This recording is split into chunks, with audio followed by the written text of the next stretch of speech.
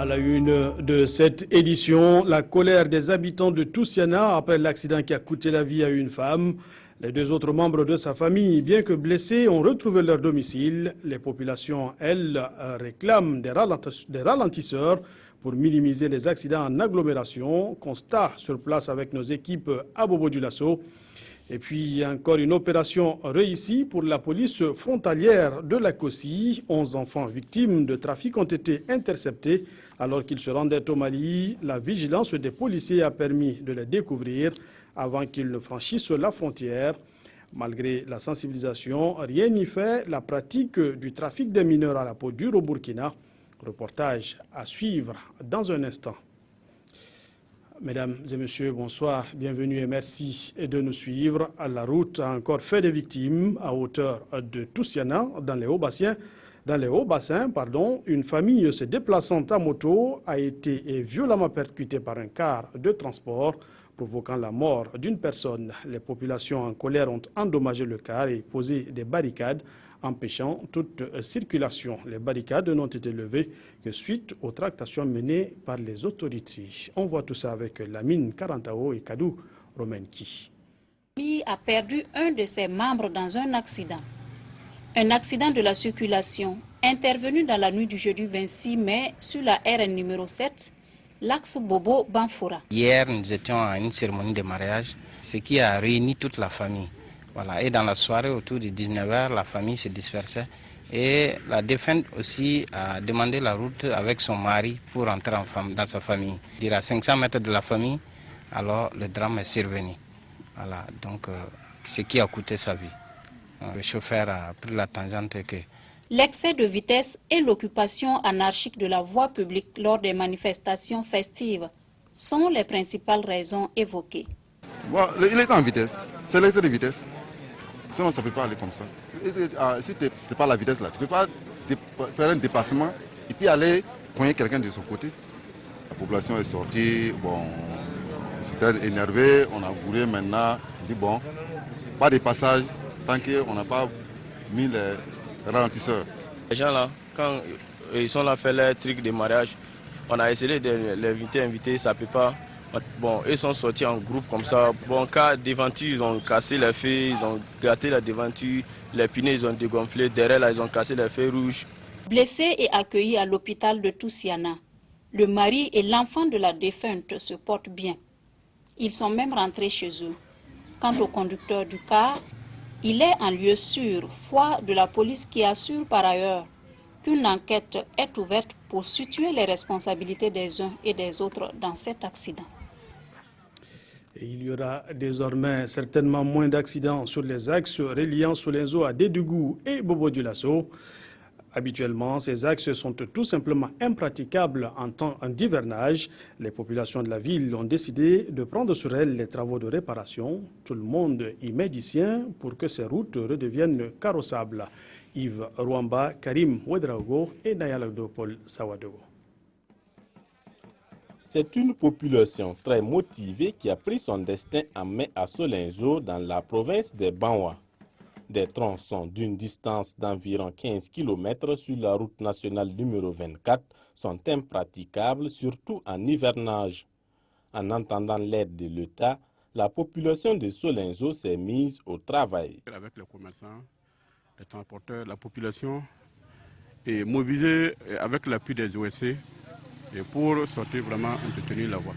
Ce qui a été fait, ça va permettre un temps soit peu à faciliter vraiment le passage, le trafic et routier. Ça, c'est en entendant. Parce que si on ne fait rien, on croise les bras aussi. Vraiment, ça ne serait pas la solution. Avec des camions-bennes et des tricycles chargés de cailloux sauvages, les travaux débutés le 25 mai dernier iront jusqu'en fin juin.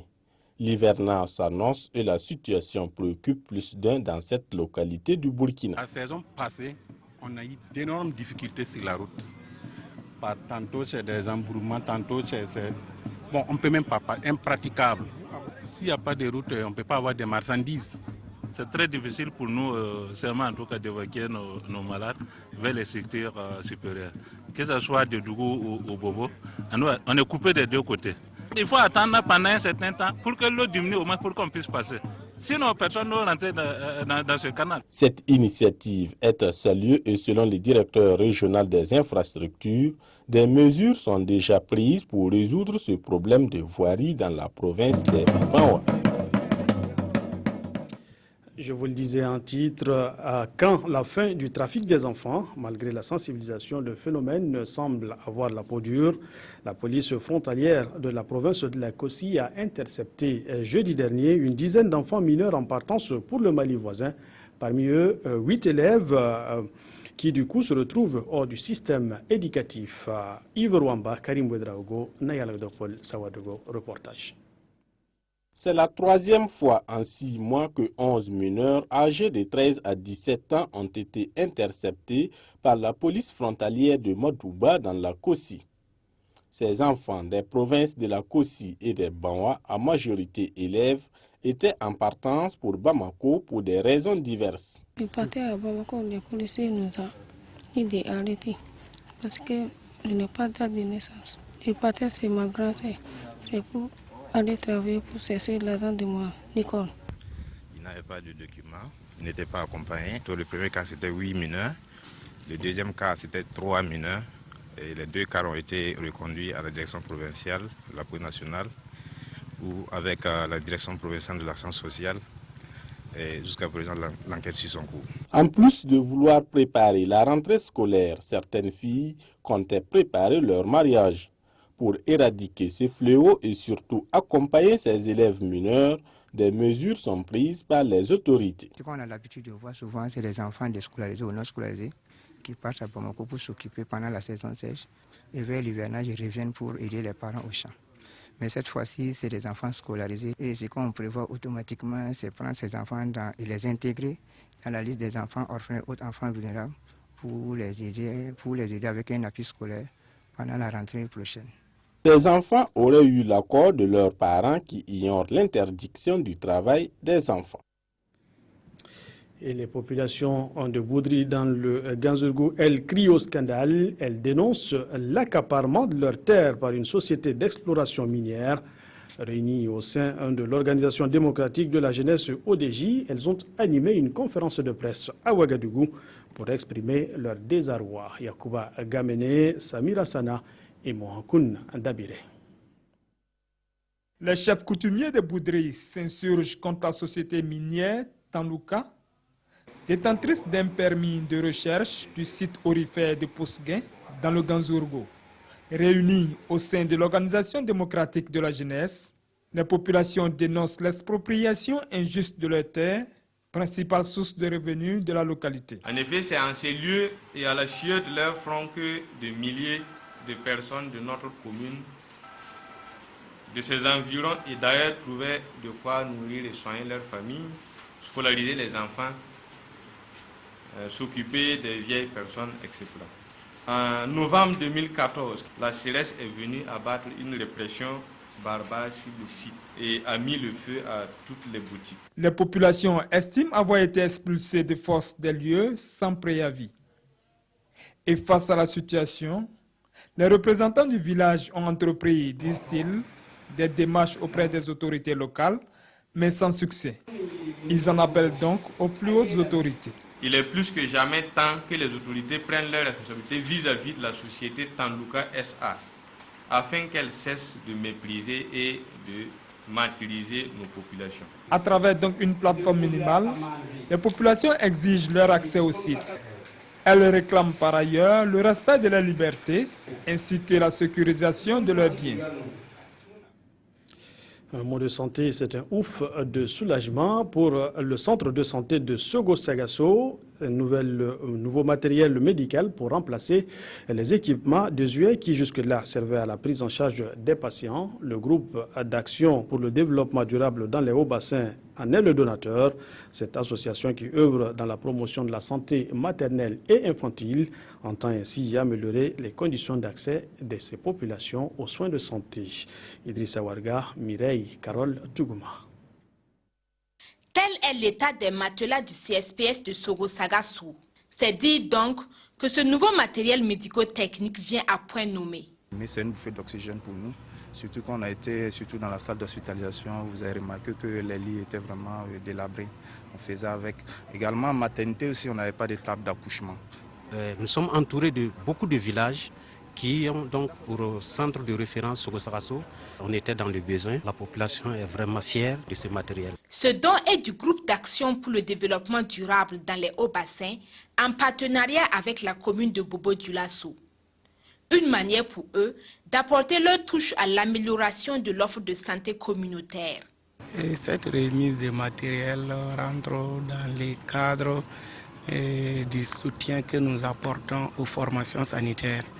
Et nous avons déjà mené depuis la création de l'association des activités de sensibilisation sur le paludisme dans une dizaine de villages de la commune. Et nous avons aussi pensé que c'était bon de voir avec nos partenaires si on pouvait acquérir aussi du matériel médico-technique pour soutenir ces mêmes formations sanitaires. Sogo Sagasso est une localité située sur la nationale numéro 1, axe Bobo-Ouaga. Un axe qui enregistre souvent des accidents de la circulation. Équiper ces centres de santé, c'est donc assurer un renfort en cas de besoin. Et nous parlons aussi éducation dans cette édition. L'école de l'association Espoir Zekoula souffle ses 10 bougies. Une décennie qu'elle inculque le savoir à des enfants démunis. Les cours sont dispensés dans 2 langues, mais l'on commence à s'y sentir à l'étroit. Le rêve des promoteurs est de disposer d'un espace plus grand pour accueillir leurs 500 pensionnaires. Konsoun Koulibaly, Claudine Dimabio Bikaba. À travers ballets, sketchs et défilés de mode bien orchestrés par ses élèves, l'association Espoir Zekoula fête le 10e anniversaire de son école. Une école bilingue dénommée Santa Innocencia qu'elle a bâtie en 2006. Ce groupe scolaire est installé sur un site précaire. Cependant, pour les responsables de l'association, il a joué un rôle remarquable dans l'éducation des enfants. Notre cri du cœur là, c'est le terrain. Vraiment, sans terrain, on ne peut même pas évoluer. Selon la présidente de l'association, des acquis ont été certes engrangés, mais beaucoup de défis restent à relever. Il y a des élèves qui viennent de quartiers très lointains pour venir. Il y a même Zekunga. Zekunga est à 18 ou bien à 19 km d'ici. Il y a des enfants qui viennent de Tanguay. Donc, en fait, c'est la qualité du travail qui attire les enfants, qui attire les parents d'élèves. Mais vu que nous sommes limités, nous sommes comme dans une boîte de sardines, donc ce n'est pas sûr que nous puissions faire grand-chose avec. Cette école, née dans le souci de garder leurs enfants à proximité d'eux, avait un effectif de 79 élèves en 2006, a atteint aujourd'hui le seuil de 530 élèves. Allez, des enfants qui se retrouveront certainement bientôt dans une salle d'examen et qui, comme leurs aînés, auront besoin de bénédiction pour affronter les épreuves. L'on a prié ce week-end à Ouagadougou, au stade municipal, pour la réussite de tous ceux qui, en cette année même, passent un concours ou un examen. Amado Ilboudo et Estelle Judith Assogba ont assisté à cette prière. Une grande campagne de prière pour les examens et concours édition 2016. Un événement pour venir en appui dans la prière aux différents candidats. Je suis venu pour confier mon avenir et mon sort à l'Éternel parce que la Bible dit « Recommande ton sort à l'Éternel, fais de lui tes délices et te donnera ce que ton cœur désire. » J'ai déposé 3 concours, secrétaire administratif, ENAREF et puis monitrice d'éducation des jeunes enfants. Voilà, notre Dieu est fidèle. Il a dit de demander, il va nous donner. Je suis venu recommander ça entre les mains du Seigneur parce que j'ai confiance à mon Dieu, il est fidèle et je sais que ce que j'aurai à lui dire ce soir sera exaucé. Des parents d'élèves, encadrés et hommes de Dieu sont venus soutenir ces différents candidats aux examens et aux concours dans la prière. La question de l'incivisme grandissant dans les écoles n'a pas été occultée. Nous encourageons aussi les enfants à être des enfants très obéissants et des enfants sages, des enfants qui respectent et les professeurs et les enseignants, des enfants parce que l'éducation c'est un tout. Et nous leur disons aussi que l'incivisme dans toutes ses formes n'est pas bon, c'est à proscrire dans leur cadre de vie. Donc nous sommes des acteurs aussi comme des éducateurs pour accompagner les enfants, pour les former, pour qu'ils soient des leaders de demain dans la prière. Cette campagne de prière est à sa 7e édition et pour ces chrétiens, le succès vient de Dieu et ce succès est déjà un acquis. Séance tenante, ils se sont félicités pour la réussite. Voilà, bonne chance donc des examens qui commencent dès demain avec le BEPC. Mesdames, Messieurs, pour nous, ça sera donc là qu'on va s'arrêter. Merci de votre fidélité. L'information revient à 20h. Bonsoir.